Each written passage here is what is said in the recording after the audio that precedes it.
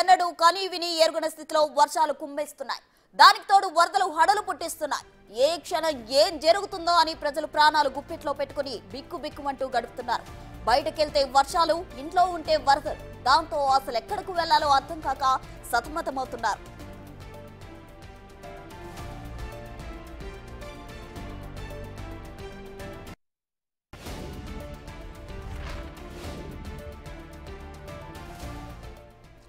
వర్షాలు, వరదల బీభత్సానికి ఏళ్ల నాటి ప్రాజెక్టులు సైతం దెబ్బతింటున్నాయి. ఎగువ నుంచి వరద పోటెత్తుతుంది. అధికారులు సైతం గేట్లు ఎత్తేసి వచ్చిన నీటిని వచ్చినట్లే కిందకు వదిలేస్తున్నారు. దీంతో నదులు, ప్రాజెక్టులు, బ్యారేజీల పరివాహక ప్రాంతాల ప్రజలు పరిస్థితి అగమ్య గోచరంగా మారింది.